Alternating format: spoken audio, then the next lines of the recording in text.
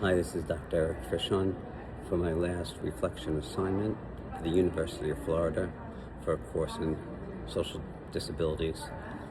This has been a tremendous experience. I think the reflections most of all have been what I have enjoyed, taking the learnings, putting it along with my feelings of advocacy, especially with people with unseen disabilities. If anyone knows anything about me, I have an unseen disability of chronic fatigue, and also narcolepsy and ADHD. And I feel that within my accommodations in colleges and universities, I've experienced both positive and negative. I've been reflecting on how my thinking has shifted, within the course that I took and some of the things that you've seen throughout some of my postings. The before reflection to where I stand now, actually. What I thought I knew about a disability, which I thought I knew stuff, has been, confirmed on some of it and complicated. It's deepened by the history, the theories, and most importantly, the conversations with peers throughout my semester and the students at the University of Florida and within the program in special ed and the Teach Well program. I used to think disability was most about access and accommodations. What most people think about: ramps, testing formats, policies, and compliance. Well, I'm here to tell you that perspective is just wrong. It was incomplete. It wasn't wrong, just incomplete. I didn't fully see the cultural and systematic layers of ableism that shape people's lived experiences. Now I think of a disability justice as something far broader. It's about dignity, community, intersectionality, and power. It's about recognizing disability not as a problem to solve, but as an identity and a lived experience that enriches just not our schools, but our workplaces and our communities and where we work, play, and raise our families. The course material and our discussions reminded me that history isn't just background. It's an active force. Learning about things like the ugly laws that we learned or buck versus bell, complicated my view. These examples showed me that stigma and inclusion were not just attitudes, but laws and policies. And I see it changing my conversations with people inside school systems and just every day talking about my advocacy that I didn't know before.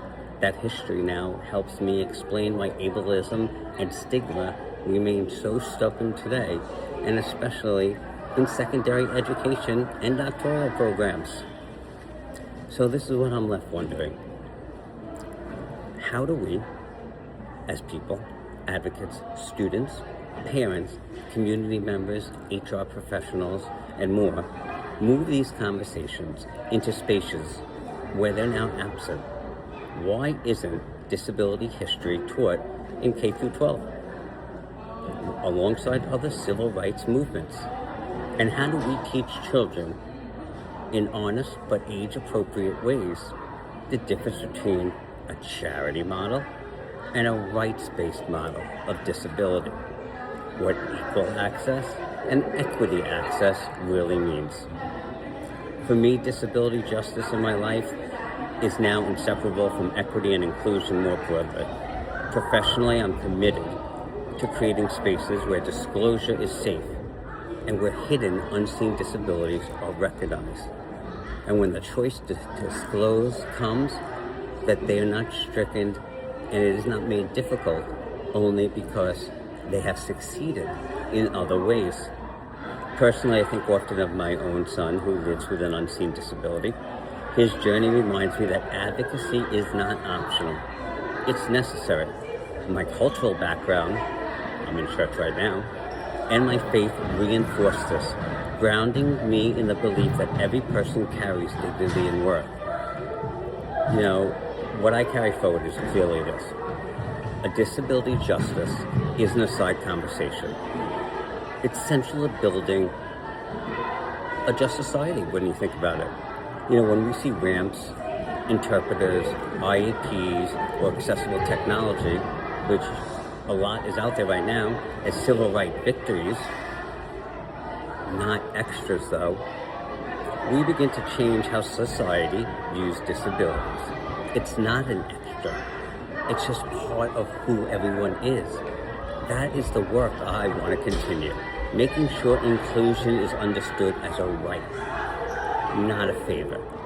So you didn't do me a favor by giving me accommodations. People fought for those rights before me to get those accommodations. You're not giving me something special. And that's what I've made the biggest mistake on, that I've always felt I've had to say thank you. Because that is what God teaches me to do, live a Christ-like life. But I shouldn't have to say thank you to the part of if I wasn't pleasant, kind, and if I didn't fight for it, I wouldn't have had it. I've always said places like the University of Florida are phenomenal, where their disability inclusion programs and special places are that people can go.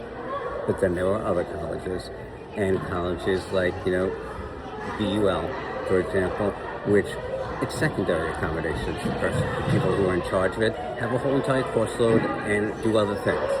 When something comes across their desk for online, they really don't do it with online. There's nothing really needed. You have access to everything, kind of thing. Or you've done so well in school already, you don't need it. These kind of things need to change. And it needs to change by learning. Taking the victories that we've seen in law and amendments, and now we need to change it and put it into action. Remember, accessibility is giving access to everyone. Think about the little kids going to a baseball game in the park. There's a fence and there's 3 kids. One could see clearly over the fence. The other one is standing on his tippy toes, and the other one can't see over the fence at all. Well, equal distribution, now the kid gets a box.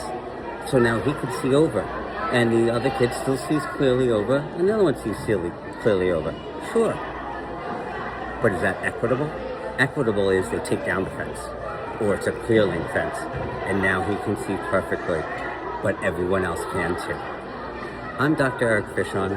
These reflections are drawn by course readings, disability justice frameworks, and the voices of my peers in 6099 at the University of Florida, Social Perspectives on Disability in the fall of 2025. Remember, a disability is not an inability.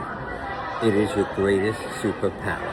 And if I can change anything about my life, my son's life, or anyone else's within our disability and having it, I would not change what God has given me one bit.